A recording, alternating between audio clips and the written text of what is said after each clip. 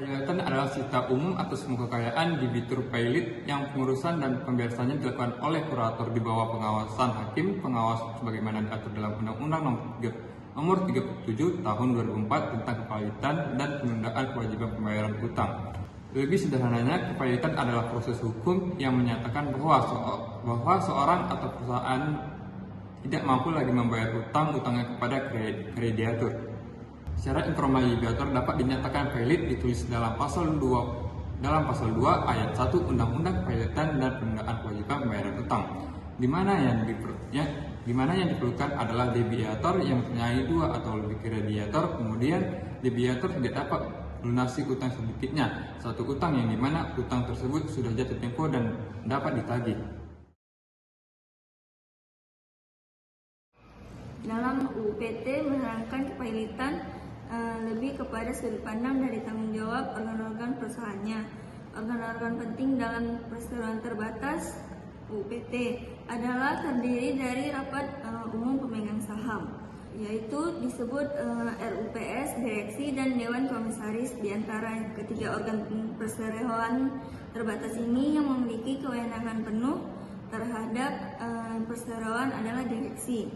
Akibat kepailitan barang jaminan yaitu bahwa setiap kreditor yang memegang hak tanggungan, hak gadai atau hak anggunan atas kebendaan lainnya dapat mengeksekusi sendiri haknya seolah-olah tidak terjadi kepailitan. Akibat kepailitan pemegang hak tanggungan sebagaimana yang diatur dalam Undang-Undang Hak Tanggungan. Penjelasan pada pasal 21 menyatakan bahwa kedudukan diutamakan pemegang hak tanggungan dengan mengecualikan berlakunya akibat kepailitan pemberi hak tanggungan terhadap objek hak tanggungan. Dalam beberapa pasal tersurat, pengaturan mengenai perlindungan hukum terhadap pemegang saham minoritas PT terbuka lebih ditekankan dalam Undang-Undang Nomor 40 Tahun 2007 tentang perseroan terbatas, di mana dalam undang-undang ini posisi pemegang saham minoritas dalam pengambilan kebijakan suatu perusahaan lebih terperinci dengan hak-hak yang diatur dalam Undang-Undang Perseroan Terbatas. Perlindungan hukum yang terdapat di dalam Undang-Undang Nomor 40 Tahun 2007 tentang perseroan terbatas.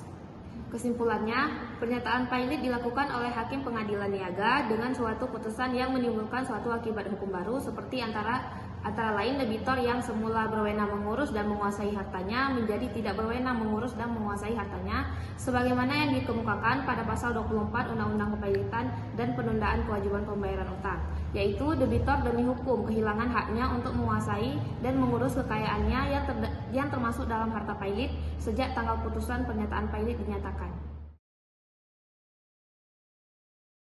Assalamualaikum warahmatullahi wabarakatuh. Pada hari ini, Kamis tanggal 4 Juli 2024, sidang lanjutan Mahkamah Agung yang memeriksa dan mengadili perkara perdata nomor Ketua 447K/PDT-SUS Pailit garing 2016 pada tingkat kasasi antara pihak Sudiarto sebagai penggugat dengan tergugat PT Merpati Nusantara Airlines Persero akan segera dimulai. Majelis Hakim akan memasuki ruang sidang. Hadirin dimohon berdiri.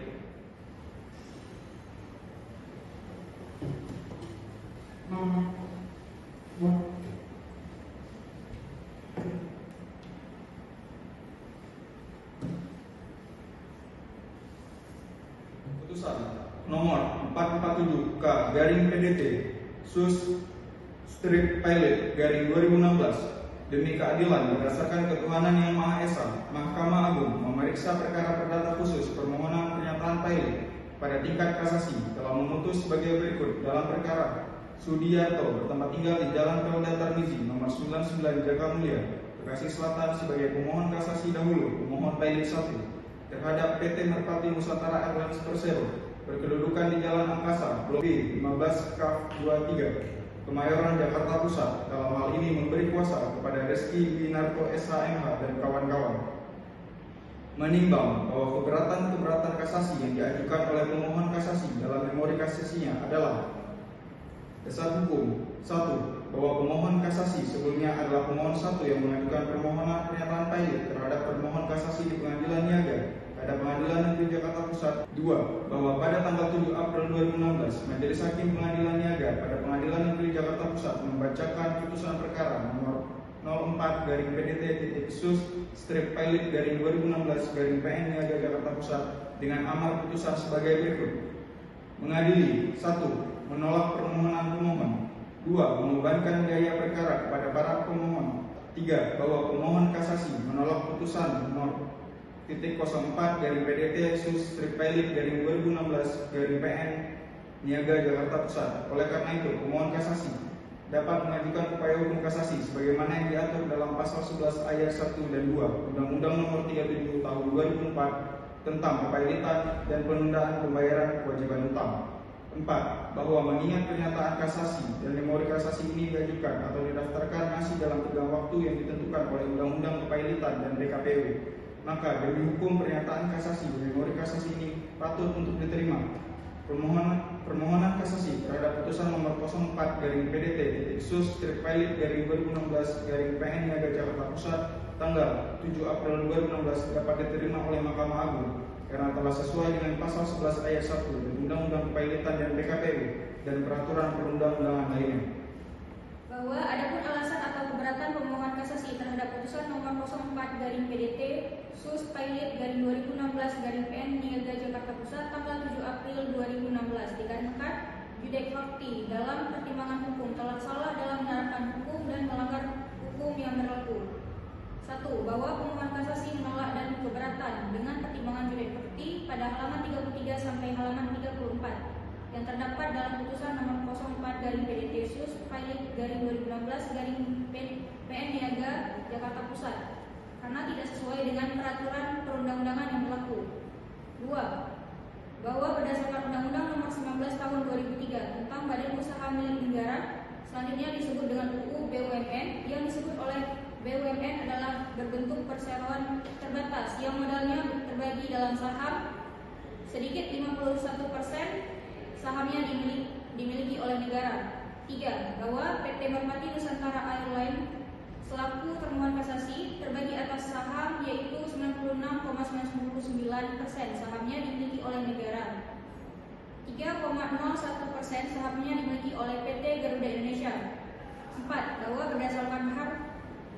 berdasarkan hal tersebut di atas, maka termohon kasasi modalnya terbagi atas saham-saham. Dan dengan mengacu pada ketentuan yang terdapat pada penjelasan pasal 2 ayat 5 Undang-Undang Kepailitan dan PKPU, maka PT Merpati Nusantara Airlines selaku termohon kasasi bukanlah BUMN yang bergerak di bidang kepentingan publik. 5. Bahwa perjanjian bersama tersebut telah didaftarkan melalui Pengadilan Hubungan Industrial pada Pengadilan Negeri Jakarta Pusat sebagaimana akta bukti pendaftaran perjanjian bersama melalui Biparti nomor 1958/BIP/PHI/2016/PN Jakarta Pusat pada tanggal 21 Maret 2016. Selanjutnya disebut dengan akta pendaftaran perjanjian bersama. Bahwa sesuai dengan ketentuan pasal 1 angka 1 junto angka 17 Undang-Undang Nomor 2 Tahun 2004 tentang penyelesaian perselisihan hubungan industrial, gugatan mengenai perselisihan hubungan industrial diperiksa dan diadili oleh Pengadilan Hubungan Industrial. Hal mana telah terbukti adanya dalam perkara quo, yaitu bahwa permohonan pemohon berisi mengenai hak-hak pemohon sebagai pegawai termohon pahit sehingga telah benar sebagaimana dipertimbangkan oleh judek fakti bahwa pokok perkara dalam permohonan quo adalah mengenai perselisihan hubungan industrial. Oleh karena itu sudah tepat permohonan pemohon dalam perkara quo ditolak.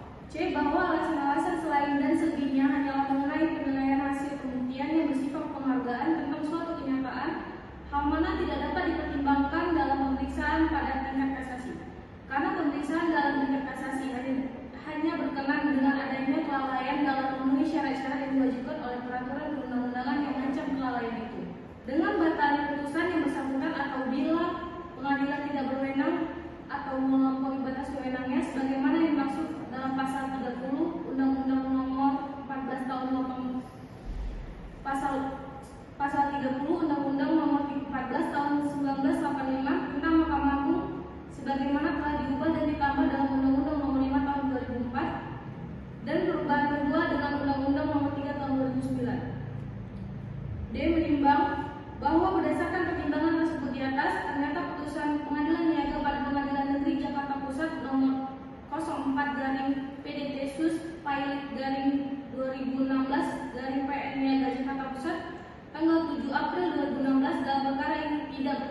dengan hukum dan atau undang-undang, sehingga permohonan kasasi yang diajukan oleh pemohon kasasi Sudiarto tersebut harus ditolak.